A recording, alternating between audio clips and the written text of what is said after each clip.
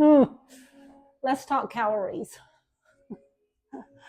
Oh my God, calories, calories, calories, calories, calories. We all know that we have got to watch what we eat. Maybe you need to lose a lot of weight, or maybe you need to lose a little weight, or maybe you just know that you need to eat healthier.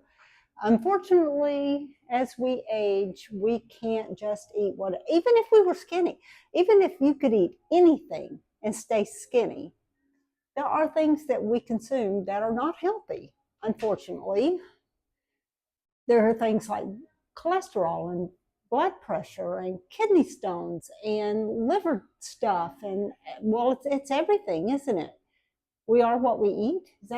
Is that a real thing? I think it's a real thing. And as we get older, it's more of a real thing. We absolutely have to focus on our health from a nutritional point of view. I've talked a little bit in this channel about kind of the 4 or 5 pillars of life as we age and being prepared for the last phase of life, or you're already in it and you're trying to adjust to the last phase of life. But those are including nutrition. It's where are you physically, mentally, financially, and what is your lifestyle. And so today we're going to talk about the nutrition part of the program as much as we don't want to. And let's talk about weight loss, losing weight. I think almost everybody feels like they need to lose at least some weight. Um, and as a country, the US, we have over the years gotten heavier and heavier and heavier as a society. So this is something that has always been on everybody's minds. You can look at videos from the 40s and 50s and they talk about, keeping your figure. But it's not only a focus now, but it's a multi-million-dollar industry. There are all kinds of diets you can go on.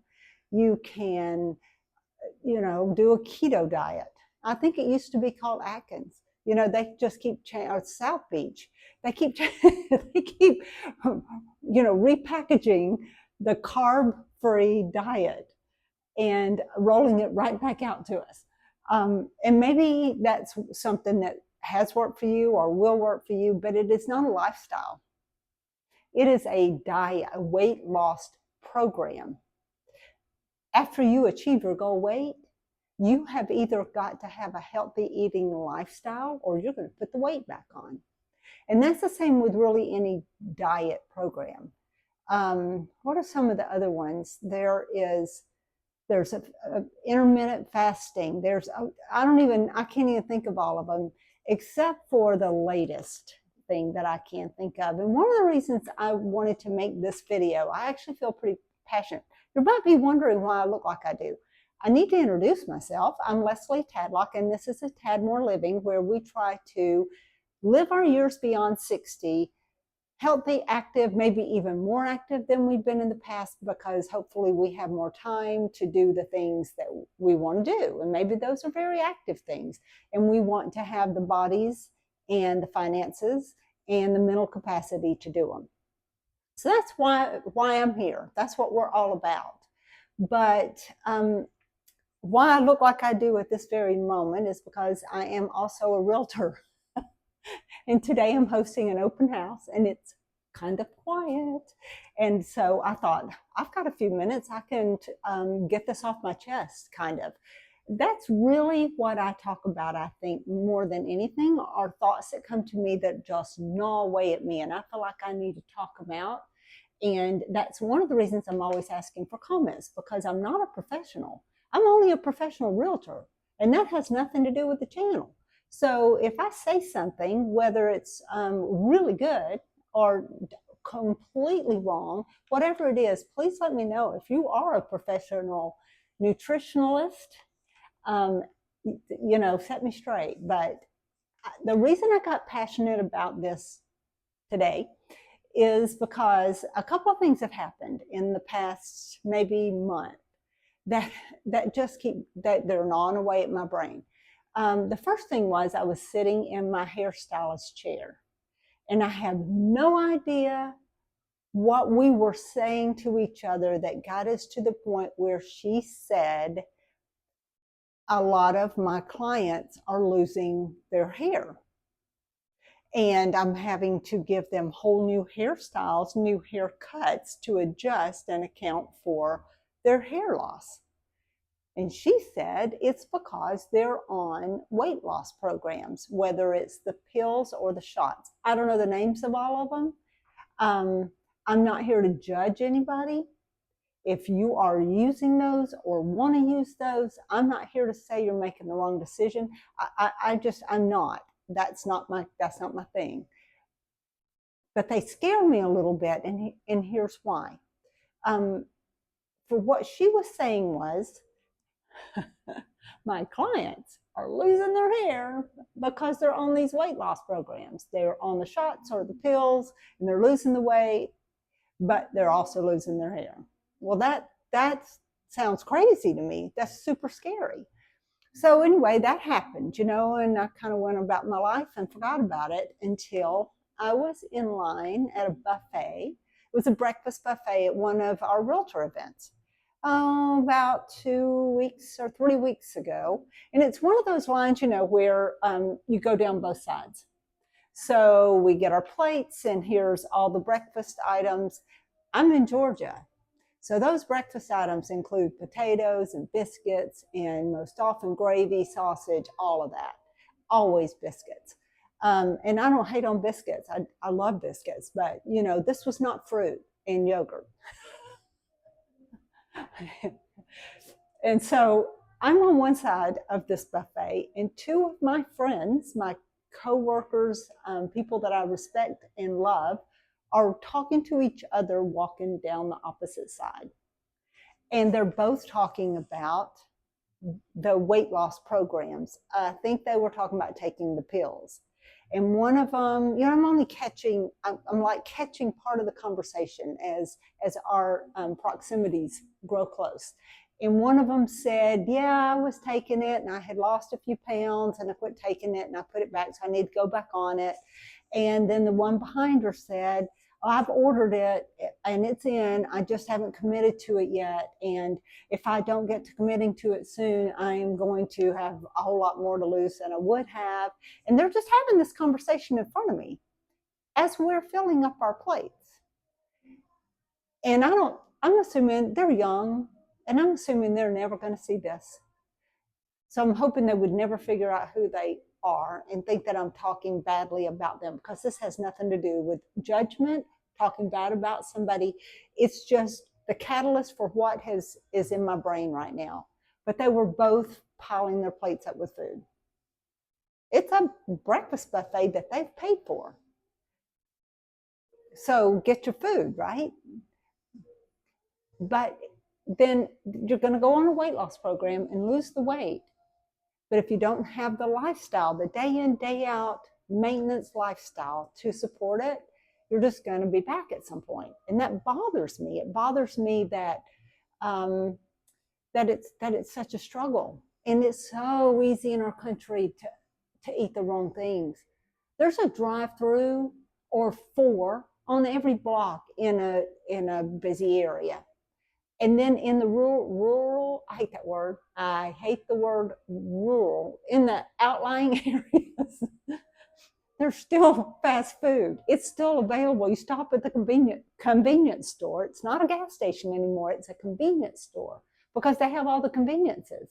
And most of that food in there is not what we should be putting in our bodies as a healthy, nutritional lifestyle. And I'm guilty too. I'm preaching to me too. That old saying, if I'm preaching at you, I'm preaching to me too. That's not the same, but you know what I mean. So all of those scenarios have led me to want to talk about it today. And my personal preference on lifestyle is just focus on calories in versus calories burned. And I try to stay within a 10-pound range. If I'm at the very lowest end of that, I'm ecstatic. And if I'm at the very highest end of that, it's time to get serious and get back down. and if I'm in the middle, I'm like, okay, I'm just right there. I'm good as long as I keep it good. But that's my world. That's my life. That's my lifestyle. But my calorie focus is not just how many calories, but where are they coming from? Because I find that um, it's all things aren't equal. And as we age, we also have to adjust where our calories are coming from. I actually have notes because I was afraid I would forget a little bit, but there are actually, and I'm going to speak in layman's terms because I don't know the technical terms, number one, and number two, who wants to hear them? So there are 4 types of calories. And I'm going to read what those types of calories are so that we can kind of talk about them a little bit more. There are carbs. That's the first. We all know what this is. And a lot of those diets, like the keto diet and Atkins and the South Beach, I think it was called, those were eliminating carbs. And they're only designed for a given period of time. You're not supposed to live without carbs because carbs as a calorie fuel your brain and muscles, according to Google.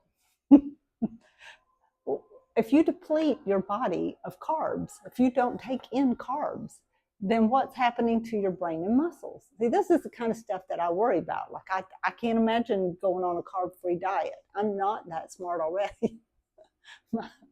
my brain needs the fuel. So that's carbs. The next calorie group is proteins. And it won't surprise you that proteins builds and repairs tissue. So you've got carbs that fuel your brain and muscles, and you've got protein that builds your and repairs your tissue.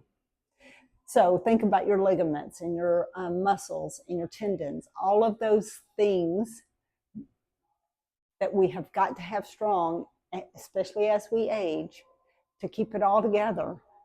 That's what your proteins need to do. Oh, and muscle. And bone density. I don't know why I didn't write that down. I just know it, so I guess I thought I wouldn't forget. But we lose muscle tone and muscle density and bone density as we age, more so than when we're young. So it requires more protein. You're probably already hearing this. If you're over 60 years old, you would have to be in a coma to not hear somebody say we need to have more protein in our diet. There's your second set of calories. Your third set of calories are fats. Remember in the 1990s when we all gave up fat? Fat-free this and fat-free that. You can buy anything fat-free. And a lot of us did a completely fat-free diet. And a lot of us lost weight. But a lot of people had health issues as a result. One of my best friends at the time ended up in the hospital. And after running quite a few tests and her doctor realizing that she's on a completely fat-free diet, they put 2 and 2 together and her symptoms lined up with the problems you get when you don't have enough fat in your diet. And turns out that fats as a calorie, fats are dense energy and cellular repair. So why would we want to eliminate that? We've been told all things in moderation, all things in moderation, all things in moderation. But we want to lose weight by following some rigid regimen because we can focus on it. We got a beginning, we got an end, we've got rules. This is what's going to happen, and this is going to get me there. But when we get done, and I've done it. I'm not judging anybody else. I've done all those things. But when we get done, what has happened? We're back with dealing with our lifestyle. And is the weight going to come right back? So guess what the fourth, just guess, just in your mind right now, I'll give you a second, just guess what the fourth calorie group is. What it's called. It's called this. I'm not labeling it this. I looked it up. It's called this. It's alcohol.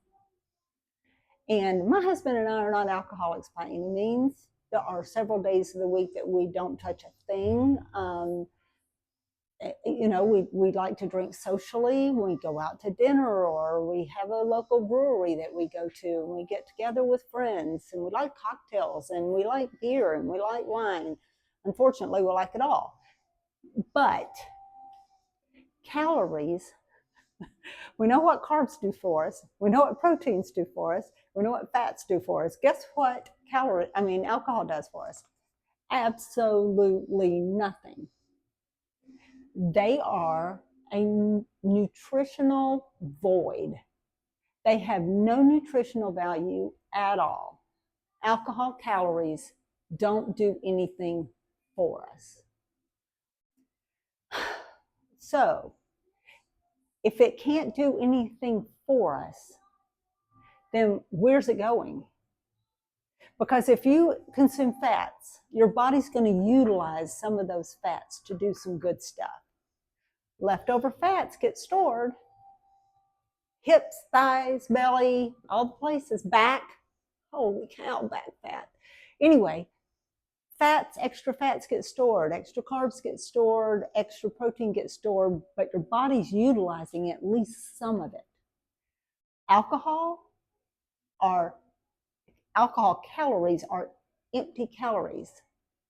And so your body can't utilize any of it, so it all gets stored. If it's not burned, all of them have to be burned, but not just alcohol. But the leftovers of all the rest of them, if you don't want to gain weight, need to be burned off by burning calories. Alcohol is a one-to-one. You take in an alcoholic calorie and you need to burn that alcohol calorie or it's going to get stored. There's no utilizing anything, which is super upsetting. It's, dang, all the fun stuff, right? If you have any health problems of any kind, they just tell you to eliminate all the good stuff. You need to get off coffee. You shouldn't have chocolate. Shouldn't have any tomato products. If you may have high acid problems, and you need to eliminate sauces and maybe sodium. So now there's no chips. Yeah, alcohol is one of the basic calorie groups. And you may have thought, I've heard people say that empty calories means you can just burn them off. Empty calories, they're just empty calories. And they think they're saying a good thing. Empty calories is a bad, bad thing. And I don't think that alcoholic calories just comes from alcohol consumption. I started to look into it, but then I was afraid I was going to go down some technical path that I wouldn't articulate correctly and maybe not even understand correctly.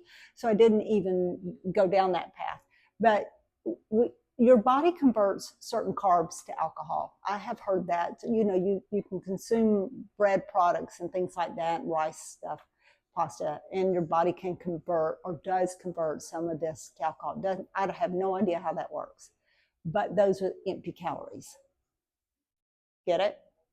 Empty calories.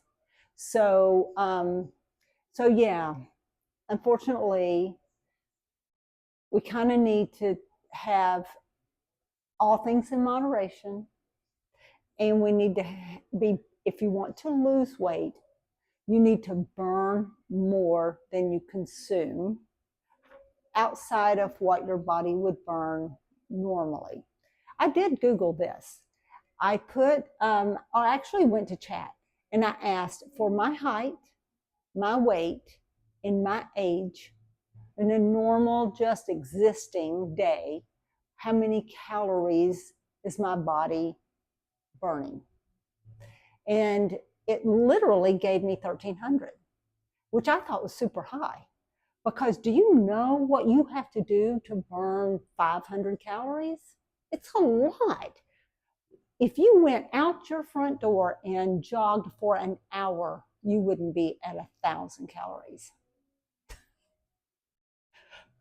So to know that in a resting state, just normal day in, day out activity type lifestyle, that I can burn over 1,000 calories was kind of good, because then I know beyond that, if I consume anything beyond that, then I want to lose weight, then I need to be burning everything beyond that I consume, and even into that 1300 to be at a deficit. I'm not sure I said that the way I meant to say it, but in other words, I know where my parameters are for calorie consumption and calorie burning to try to lose weight. That's the way I try to maintain my lifestyle. And it gets out of hand. I mean, there are times when we're doing less physically and doing more consumption wise, and I put on some weight. But then, I gotta rein it in. I did hear, the doctor on TV that does like the gastric bypass stuff. He works with a really super obese people. I don't know his name. I don't even know if I've ever watched a whole show, but I have seen snippets. And I heard him say either on his show or maybe being interviewed somewhere that one of the things he tells his patients to not do is drink anything carbonated. Just because it says 0 calories doesn't mean that you're going to lose weight consuming this. He said the problem with carbonation is, from his point of view, is that those bubbles expand the actual stomach. And if your stomach is expanding from carbonation, then it can take in more food. And his whole point is reducing the size of the stomach or something like that mechanically, so that you're consuming less. Well, if he does that, then you're drinking 6 Cokes in a day and expanding the stomach, you're reversing what the doctor's done. So that was his point of view. And I've also heard studies that most of the sugar-free soft drinks consumed are done so by people that are overweight. So it's not working. If you think that drinking something sugar-free is working to help you lose weight, it probably isn't. I would recommend no carbonation at all. I'm not big into carbonated drinks, but I do like some. I like spritzes, for instance. I like beer. I don't drink soft drinks. I just don't care for them. They're too sugary for me. I think that's just because I've never been a soft drink drinker, so they taste awful to me, unless they're used as a mixer. But I try not to drink them. But I don't hate on all carbonated drinks, but I have that voice in my head saying, well, you're expanding your stomach when you drink this. So apparently we could do ourselves a favor by eliminating some carbonation. Let me see if I had anything else. One other thing I want to say. And maybe it's a separate video or short. Maybe I'll do a short about it. But I heard a man on TV. He was a host of a thing, and he needed to lose weight. And so he said that what he discovered was that if he told everybody he was on a weight loss journey, suddenly that everybody was on his team. He could go out to eat with a group of friends and say, you know what, I'm on a weight loss journey, so I'm going to be looking for something that's low calorie. Suddenly, everybody at the table was helping him find the perfect, delicious meal with a low calorie content. The server comes to the table and he says to the server, I'm trying to find something on the menu that I think I would love that fits into my current situation, which is a weight loss journey. And now the server's helping him figure it out. He said that at one restaurant he went to, the server came back to the table and said, I talked to the chef. And chef says, if you order this or this or this off the menu, he can make a light version of it for you. So I'm thinking that might be really helpful for those of us that, let's say you need to pull off 10 pounds and you're giving yourself a month to do it, but you got 3 or 4 special events to go to, special dinners or whatever. You walk in there and somebody says something to you about, do you want so-and-so? You say, look, I'm on a weight loss journey, so I'm trying to see what I can eat here.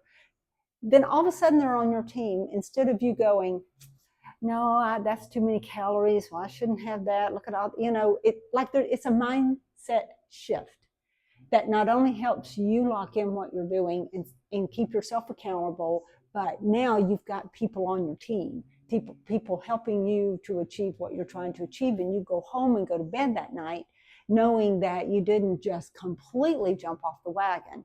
Maybe just a little, it was a special event, but there's a whole lot of difference between a little and losing it, because then, and I'm not saying you should never have a cheat day. Don't mishear what I'm saying.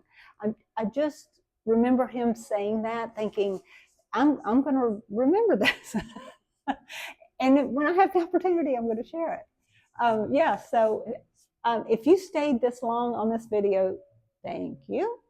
Please give me a thumbs up and subscribe to my channel. This is a new channel as of right now. I'm not yet, very far in my journey on this YouTube channel. And so whether you're watching this and this video is 5 years old, or I just released it today, I would still appreciate you subscribing and giving me a thumbs up. I hope you have a really great day. Thank you.